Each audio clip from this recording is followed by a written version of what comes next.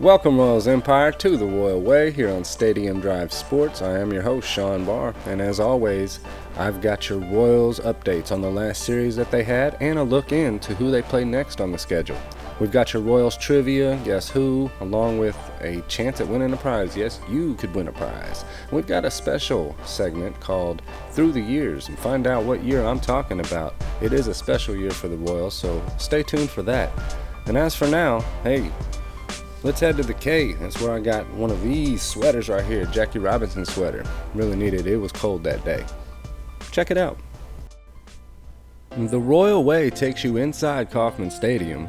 You see the Detroit Tigers taking batting practice, and they're bringing the hose out. Did I just say that? Oops. We're taking on the Central Division rival Detroit Tigers. This is game 1 of 4. Kauffman Stadium. In the bottom of the first, the Royals get a triple out of Bobby Witt Jr. to start things off. But the Royals load him up and hit a batter in the second, and Detroit gets on top 2-0. Benny singled in the third. Hunter Dozier triples. Whit Merrifield gets an RBI single to tie the score at 2 for the Royals. Not much doing in the 5th inning. In the 6th inning, Hunter Dozier gets an infield single. But Detroit puts 2 more on the board, and the Royals keep going 3 and out as the Tigers take the first game 4-2.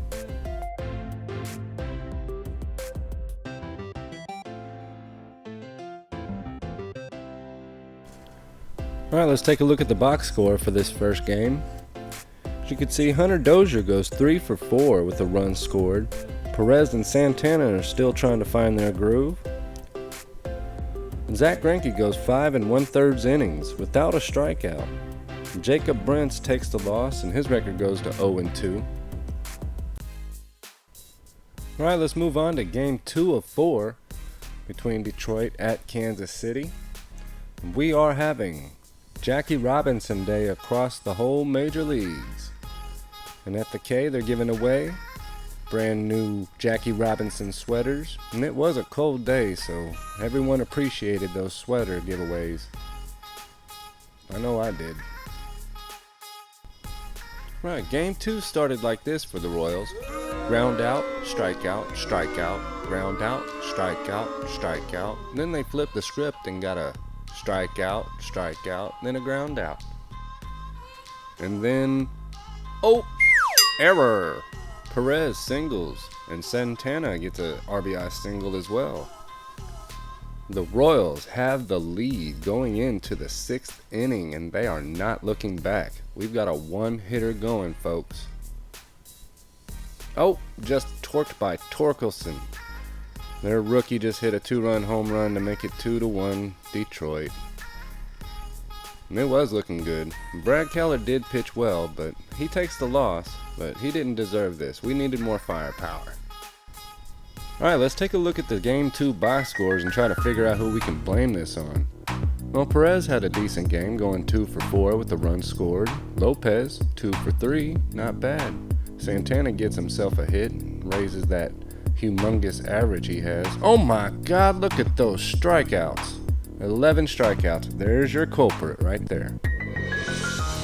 Like I said, Brad Keller pitched just fine, going 7 innings, only giving up 3 hits on 2 runs. Okay, he had a 1-hitter in the 6th, remind you. Alright, game 3 of 4, Detroit at Kansas City. Let's see if we can get one from these Tigers. Alright, and it was the KU-MU Border Showdown, the rivalry game. There's the MU mascot who did not drop the ball on the opening pitch, unlike the Jayhawks mascot did. There's the Mizzou Tigers band and the KU Jayhawks band as well. The KU Jayhawks were showing off their NCAA championship trophy for everyone. Right, and Salvador Perez starts the game off with a sacrifice to third that scores Bobby Witt in the first, bring it to a 1-0 lead, and Detroit enters back with a run-1 double in the second. Bobby Witt gets a single in the third. Now we're about to go on a cold spell. We went to the concession stand during these innings, and we didn't really miss anything. It was just 3 up, 3 down, 3 up, 3 down. Ooh, Hunter Dozier hit a 2-run home run to left field. Woo! 3-1 Royals. Yeah, I don't care about the 3 up and 3 down now. Let's just hold that lead.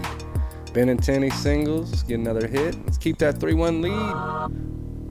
Woo! Colin Snyder, thank you for that win. 2-0 on the season. Way to go, Rook.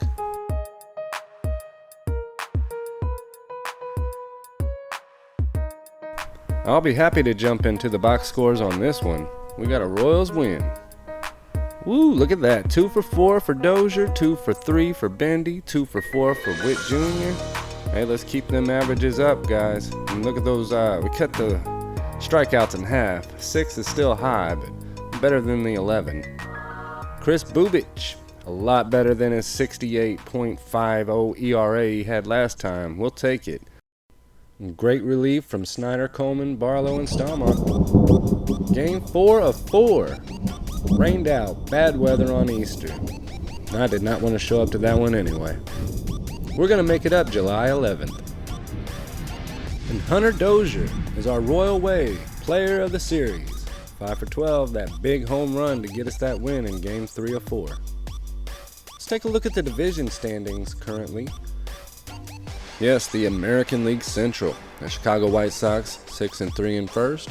The Guardians have lost 3 in a row. The Tigers and Twins and Royals are right behind them. The Chicago White Sox run scored and runs against, not too intimidating. And you might ask, who do the Royals play next? Well, it's the Twinkies. Yes, the Twins are coming here Tuesday through Thursday. Tomorrow at 7:10. 4:20 at 7:10, and 4:21 Sunday at 1 o'clock. No, boo Twinkies. Sunday, Monday, Tuesday, Hump Day, Thursday, Friday. Pick your day, pick your team. The Royals or the Chiefs. We're here for you on Stadium Drive Sports, and we will be right back. You thought I was about to sing a song, didn't you?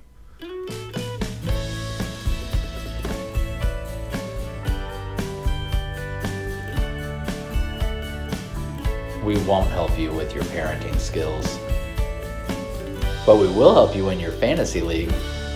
Want to take home the prize and the pride in your fantasy football league? Don't worry, we got you covered.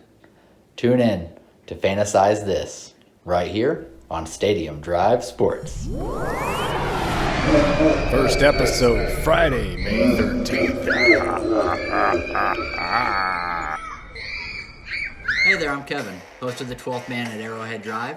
Be sure to tune in every Sunday and Wednesday for all your Chiefs content right here on Stadium Drive Sports.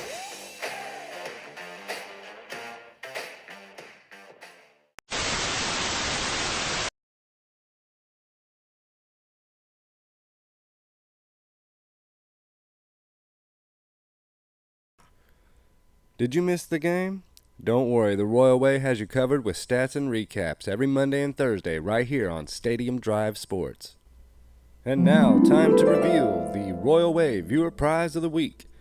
Happy Easter. It's a Rock Chalk Jayhawk jersey brought to you by Royals Promotions. 22, the year they won the championship. It could be yours. Just email us after the show at stadiumdrivesports@gmail.com using keyword KU22. It's now time for the Royal Way's Best to Ever Wear It Awards. We are on number 11. And the nominees are Ellie Rodriguez, Hal McRae, Jeremy Guthrie, and Kevin Britton. He wishes. And the winner is Hal McRae.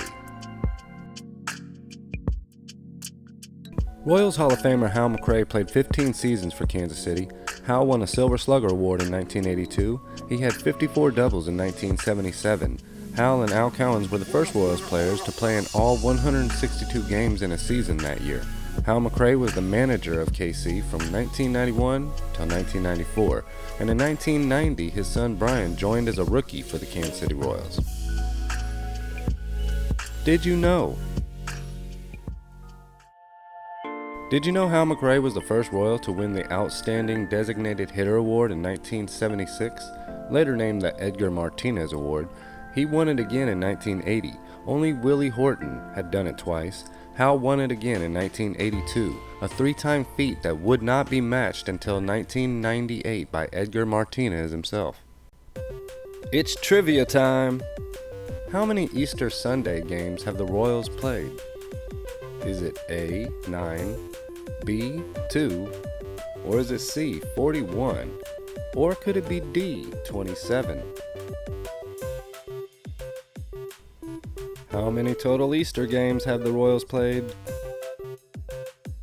And the answer is D, 27. This is the 6th time the Royals have been canceled on Easter. Along with yesterday, the weather canceled Easter games in 2018, 1995, 92, and 84. Not due to bad weather, cancellations include the strike and COVID-19. Guess who? I was born on July 22nd, 1973, drafted as a catcher in 91. KC led me into the majors to debut in 1995. I played my first 13 seasons with the Royals before moving on to Oakland, Seattle, and then Philadelphia.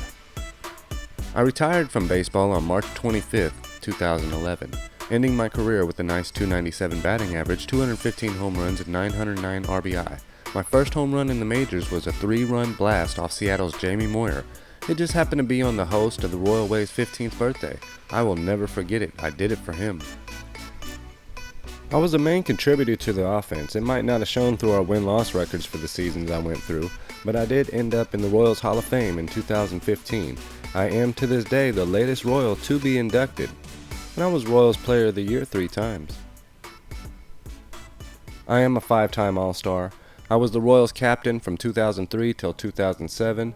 Next to George Brett's .390 average in 1980, I have the Royals' best batting average to end a season. I went 2 for 14 in my last 4 games that year, darn it. Dealing with back problems in 2006, I was only able to play in 60 games. I had some surgery done during my time with the A's the next year. On August 6, 2009, I hit my 100th home run at the K for the Seattle Mariners. I retired as a Royal on a 1-day contract to throw out the first pitch before the opening day game on March 25, 2011.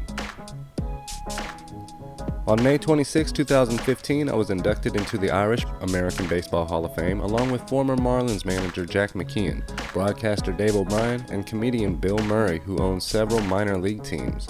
I only got 3 votes for the real Hall of Fame in 2016. I am. Who is that? Mike Sweeney. I don't know who that is. The Royal Way takes you through the years with the Kansas City Royals, and we are on the year 1980. It's a special edition. It's now the turn of a new decade, 1980. The Royals had 90-plus wins every year since 1975, except for last year. KC won the AL Western Division title every year since 1976, except for last year. Not bad, but are the best years behind us now? Let's take a look at the American League AL West in 1980, and no, the Kansas City Royals take the division again with a 97-65 record. The Oakland A's are trying to recuperate and get back on top. Didn't quite do it this year. They fell behind 14 games from first. And you see the Twins, Rangers, White Sox, Angels, and Mariners just can't get it together with the league's worst record, 59-103. And as we take a look at the 1980 defensive setups, see Al Cowens was traded to the Angels for Willie Mays Aikens, who takes over at first. UL Washington takes over for Freddie Patek at short, and Clint Hurdle is in right. The pitching staff as a whole in 1980 finished 13th in the league, led by Larry Gura and Dennis Leonard, Paul Splittorff, Rich Gale, and Rennie Martin. Not like the drink, that's Remy Martin. 1980 Royals relievers. Up-and-coming Dan Quisenberry is your closer. Went 12-7, 3.09 ERA, not bad. Got a few new guys on the team. They probably won't last long. Left fielder Willie Wilson had 230 hits. That compiled for a .326 batting average. 6 players had over 20 doubles. Brett, McRae, and Hurdle had over 30 plus. George had 24 home runs and 118 RBI. A new first baseman, Willie Aikens, hits 20 home runs and drives in 98. The Royals scored 809 runs and gave up 694. The team batting average was .286. That was good enough for best in the league. The ERA was about at the average point. George Brett almost hit for an average of 400 this season. It is the best in the majors. Ted Williams last hit 400 in 1941. One of George's 4 older brothers, pitcher Ken Brett, joined the team. He'd last for 2 years. Pitched about 45 games. George Brett had more home runs than strikeouts, more RBI than games played. Royals co-leader in home runs for comparison, Jorge Soler struck out 23 times in his first 14 games in 2019. Brett struck out 22 times in 449 at-bats. He hit .472 in June, .494 in July, and .430 in August, and had a 30-game hitting streak within that time. 1980 KC Royals versus the entire major leagues. How did they stack up in the hits, doubles, triples, home runs, RBI, stolen bases, on-base percentage, slugging percentage, total bases, walks, and average? They were among the top.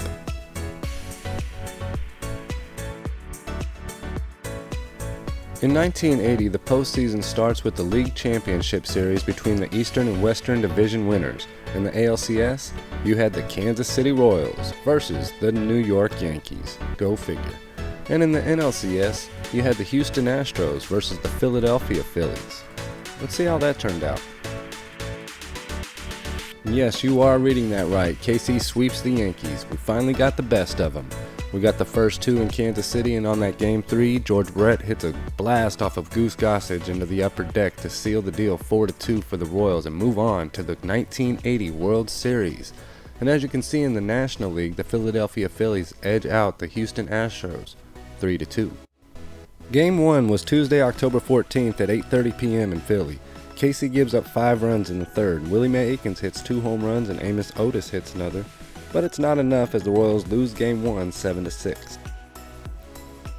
And Game 2 goes to the Philadelphia Phillies as well, as the home team scores 4 in the 8th to top KC 6-4. And Dan Quisberry takes the loss. We go to Kansas City for Game 3, and this one really did go back and forth. 1-0, 1-1, 2-1, 2-2, 3-2, 3-3, 4-3. KC comes out on top with an Amos Otis home run and George Brett home run to seal the deal 4-3. And yeah, it did go down to the 10th inning. I'm glad we got that win. In Game 4 in Kansas City, the Royals get 2 more home runs by Willie Mays Aikens. Dennis Leonard and Quisenberry shut him down as KC ties up the series 2-2. Game 5 was a good one. Amos Otis hit his 3rd home run of the series, but the Royals need a little bit more firepower as they lose to Philadelphia 4-3 even though they got 12 hits. I think those 2 errors kind of hurt. Game 6 in Philly wasn't that special for Kansas City. World Series MVP Mike Schmidt and the Cy Young Award-winning pitcher Steve Carlton close it out, and the 1980 World Series belongs to Philadelphia Phillies with a 4-1 win. And the Royals fans are left thinking, what if? What if George Brett did not have hemorrhoids? And here's a quick look at the attendance during the series, and also the payouts for each player in 1980. Not that big of a discrepancy between the winning and losing team. Alright, let's take a look at your league MVP winners. In the AL, George Brett was the winner for the Royals. In the NL, Mike Who Gives a Schmidt from Philadelphia won it.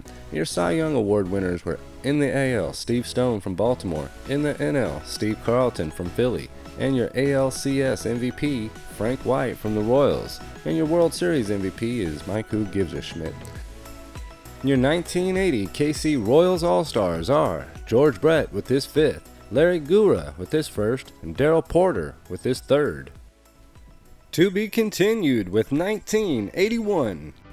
Alright, Royals Empire, that's all the time we have for now for today's episode. I want to thank you all for watching. We've got the Minnesota Twins coming into town for Tuesday, Wednesday, and Thursday games. I will have a wrap-up on that on Thursday's episode. And again, hey, I want to thank you again for watching. I love y'all. It's very much appreciated. I've got a list of every one of you on my hard drive with your addresses, phone numbers, social security. Not really, I'm just kidding. Ha ha! I don't even know if I have any fans. You've got to send a comment. You've got to leave a message at stadiumdrivesports.com and let me know. Hey, I've got prizes to give out, people. Hey, I'm showing them a love. Show some love back. I'll see you Thursday.